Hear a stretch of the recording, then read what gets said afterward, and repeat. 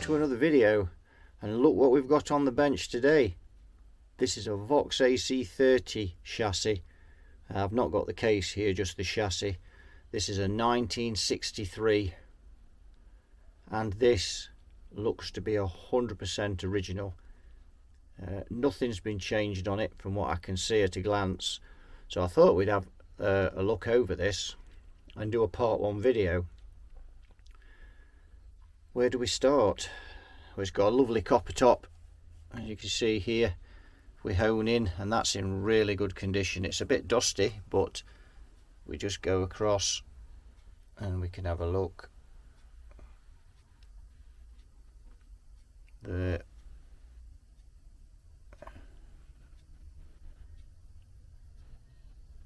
So I think once we've washed his face, that'll probably be near mint. Got the original Mullard tubes in that you can see there, and original can cap, which we can see that's 1616. Original transformers. So let's have a look at the turret board and look at the components that's on it. So anybody who knows anything about Vox AC30s will recognise this red paint that we've got, and if we just hone in, you can see the red paint there. So they used to put that on the terminals for the warranty, so if anyone had been soldering in here, they'd spot it straight away. And if we just look across there, and I'm trying to look through over the camera as well, as I can't see any of those that's been changed. That looks 100% original at a glance. And now if we look at the top board as well, we look at that one looks the same. I don't think any of those components have been changed. All the parts are original. Look across, everything there seems to be original. Jack sockets are original, so no work has been done on this amp from what I can see. Electrolytic can cap there, that's an 8+8, I do believe. I can just about make that out, and I'm not sure what these other two are without turning them round. Oh sorry, they're making the camera glare there. Flicker they are. So what I want to do now is take the bottom board off and have a look in underneath there. Right, we've got this bottom board off, and if we look at that transformer, we can see that there's bits of wax there. Now look at the board. So the transformer's leaked out a lot of wax at some time, which tells me that this has got really hot at one time or another. Now looking at the valves, they don't appear to, I can't really look at those and say they've got hot, so I don't know. I think this is all original inside. I think so. Maybe, I don't know. I would think the only cap I would look at and think might be, but it is a TCC. I'll see if there's a date on it. One thing I don't like on these Voxes, and I changed it on the last one that I did, although that was in a bit of a state. You see these resistors here where they've got this protruding metal on the end. The last one was turned the other way round and was actually rested on the chassis, and the only thing that stopped it conducting was there was so much gunk on the chassis. I don't like those. I think they're extremely dangerous. The only thing that's stopping that going down onto the chassis is that the tension on that wire, and if that was to be flattened down, it would be a dead short. I hate those. There's another one there. Don't like them at all. But everything under there looks original. It's like no one's ever been in this amp, but that's a concern, without a doubt. So we need to run this amp up on the variac, and we need to be very careful. We don't know if there's any shorts on this amp. We need to run this up. So we need to run this up really carefully and slowly, and keep a close eye on the amp meter. So looking at these EL84s, none of them look like they've got particularly hot. So it's really the first thing we look at is those, and even that one there, you probably can't see the label on it, but none of those look like they've got hot at any time. So is the rectifier dead short? This amp has been run up recently, but we need to see. I need to be very careful what I'm doing here. Right, I've got the meter connected, and it's connected to the AC feeds there on the rectifier tube. So we're going to test to see if we've got any AC coming into this transformer, and to do that I'm just going to put just a small amount of voltage on the variac into there, just to see if we've got anything. Already we've got 23 volts there, so we've got voltage coming out of that transformer. So what we're going to do now is I'm going to put a speaker on it, and I'm going to check, bring it up very slowly. We are fastened onto the electrolytic there, and we're ready to roll. So we'll look at the meter and see, start bringing it up slowly. So it'll take a while for that GZ34 to start operating. We've got 54 volts on the variac. Nothing to worry about on the amp meter. So we'll keep bringing it up. So 92 volts now we've got on the variac. Still nothing, because again we'll wait. Now it looks like we're starting to get a bit of activity. So now we're getting that activity. Just keep an eye on that amp meter.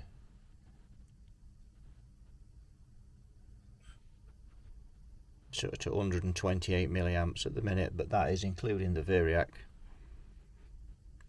and that's beginning to go up slowly.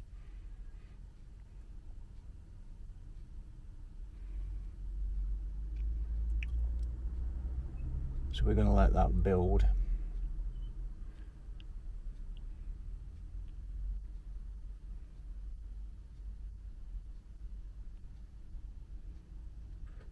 $50 volts. Nothing to worry about on the amp meter.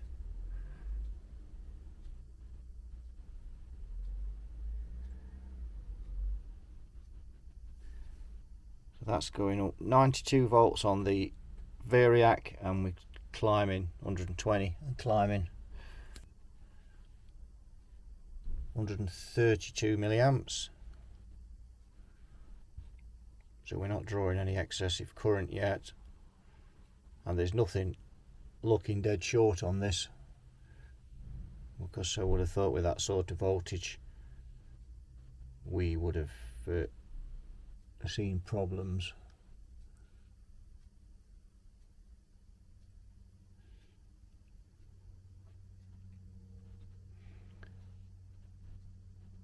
So it's beginning to settle now, because it's reached its voltage ratio to the 92 volts that I've got into it. It's going up very slowly. I'm just going to pop it up now a bit more. I'm going to go to 110.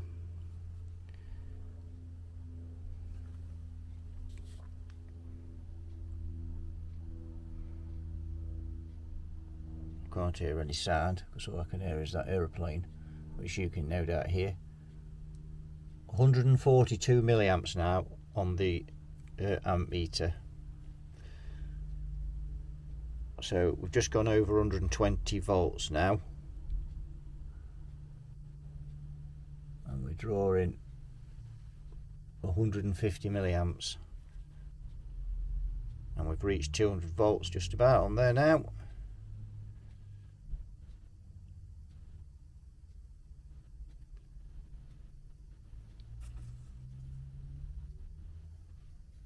Go a bit more. So we now got 140 volts.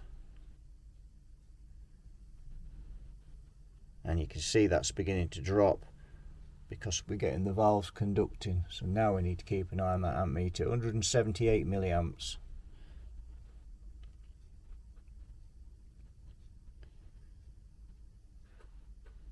Can't hear any sound yet. 150 volts. Can hear a bit of something in the speaker.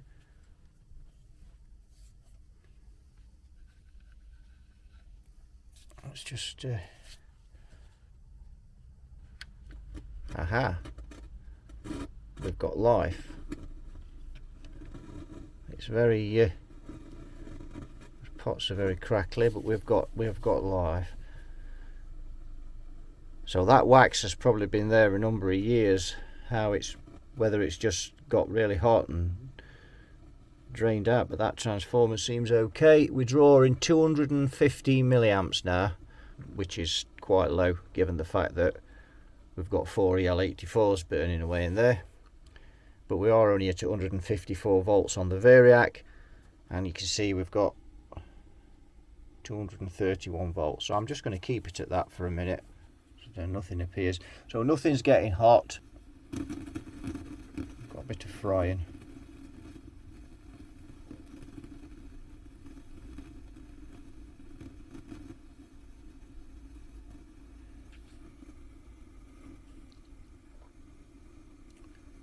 So yeah, we've got 230 on there.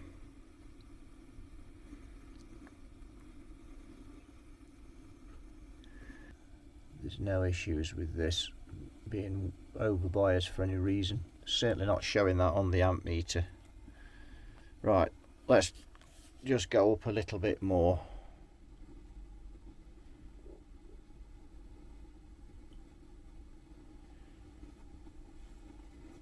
So we've got some frying in the speaker, and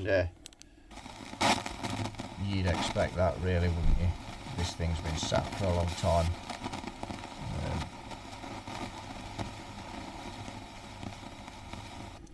249 volts now we've got on there, and we've got 170 volts on the variac. We're drawing 270 milliamps.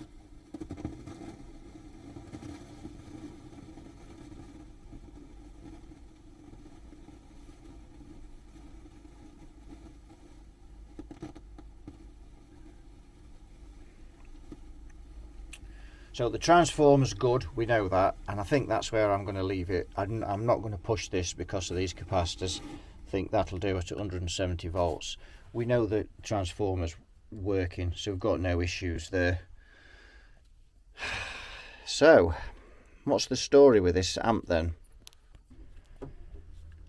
So this amp is 100% original. Here comes Beard, my other cat, if you just heard me out there. So this is 100% original. How far do we go with this? Now, if this was mine, I'm not into all this preserving the electrolytics and everything else. My take on these is really simple. When the tyres are bald on your car, you replace them, even if it's a vintage car. Well, you have to do legally, don't you? But that's beside the point. So, from my perspective, I would recap this amp. Yes, Beard. Let's just have a look at the preamp valves as well. If we just hone in here and see what... Yeah, Mullard. So there's the second one. And, yeah, I think the date on that is 1961. Although this amp is a 63. Yep, there's the third one, Mullard. And there's another one. Yep, and there's another one. It's hard to read the date codes on those, but they all seem original to me. Just looking at that cap can down there. If we can see I don't see a date on that can, with there may be one underneath. And I can't see any dates on these capacitors either. which are under there. So there we go, what to do. This really does need a recap in electrolytics, and we just lift it up, and these coupling capacitors, there's quite a lot of them because there's quite a few preamp tubes in this amp. There's 5. They also need looking at. There's a capacitor there that looks very iffy, but it may not be. This amp has run, and I'm sure really that, you know, that if there were no capacitance humming the speakers or anything, I'm sure that if I cleaned all the sockets and cleaned all the pots, and this amp would probably run. The question is, for how long? It's always a difficult one. This is a collector's piece. It's 100% original. Do we recap it, or do we leave it as it is? The conundrum. At the end of the day, it is down to the customer, and it's, again, the shop that I work for. This belongs to Lee, so he'll have the ultimate say on it. But what do you all think? Do you think, like me, that this should be recapped, or should we leave it original? Lee's about 50-50 on it. He doesn't really know which way to go with it, and I think he was waiting to see how it powered up. So again, I could clean all the pots on this, clean the sockets, and you'd probably get rid of the frying. Maybe I'd have to test the coupling capacitors for any leakage onto the grids of the preamp tubes, and leakage onto the output tubes, but they don't look like they've had any heat. So the story behind this amp is it was a one owner, and the guy used it for a couple of years in Cornwall, I think playing around some holiday camps or something, I'm not sure, and then it never got used again. So it may not have had a lot of use, but you know what capacitors are like, they age, whether they've been used or not. So I'm going to leave this as part 1. Leave your comments on this, see what's your opinions. What do you think we should do with this? Do you think we should keep it original and just get it so it's running right, just clean the pots, as I've said, and so on, or do you think we should recap it? So I'm going to sign off, and you all take care, and I'll see you all in a future video. Bye bye for now.